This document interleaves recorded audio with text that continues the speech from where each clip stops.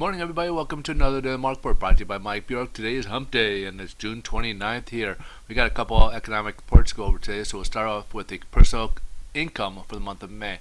So back in April, we had an increase of 5.5%, and forecast for the month of May was 0.3, and it came in slightly under at 0.2%. So personal income was up, but not the same pace of April here. Oops, sorry about that. Consumer spending, we had a 1.1% increase in the month of April, and forecast is at 0.4%. We came in line with forecast. So basically, April was at 1.1%, and it still went up, but not at the same pace at 0.4% in the month of May here. Core inflation, this is basically the PCE or personal consumption expenditure when you take out food and energy, because it creates a lot of volatility, and that gives us our inflation number. And this is the main gauge that the Fed uses to gauge its inflation numbers. And as you can see, we had a 0.2 across the board here. So we increased 0.2% in the month of April. Our forecast was 0.2%, and it continued at that same pace at 0.2% in the month of May. So that brings us basically a year-over-year rate of 1.6%. So that's something we'll want to keep an eye on. The Fed is definitely keeping an eye on, as they wanted to bring it closer to 2%. But because we're still a ways from that 2% and concerns with everything going on, that's why they're not too anxious about having to raise interest rates.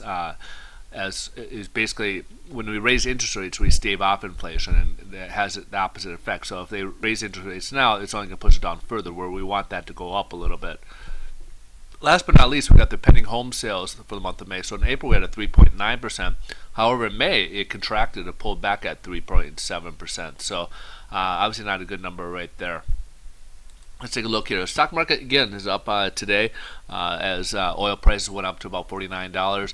And basically the ebb of the Brexit kind of went down. But don't be surprised. The last 2 days, been some better numbers on the stock market from the in terms of from the effects of the Brexit, but it's more what they call a dead cat bounce. We expect this to kind of continue on, especially after what we saw with Greece, and this is a much larger scale.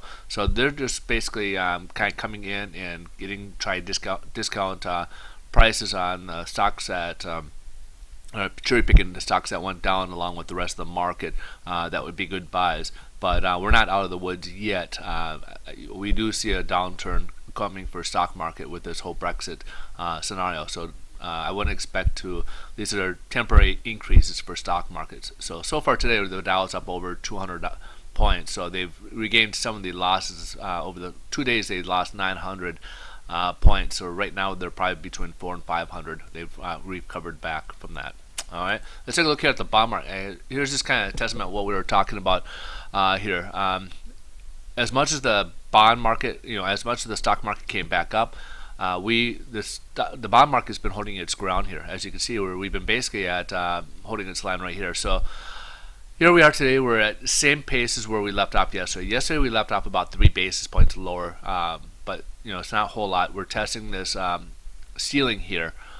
If the market turns, we could quickly break above this, but again, I would kind of wait and watch what we're going on here. The stock market at some point will probably turn a little bit, go negative, and then we'll probably get a bump again for the bond market here as well. So for as much as the stock market is doing as well as it looks like it's doing, bond market is holding its own, and this kind of gives you more faith that we'll see probably better rates coming up again.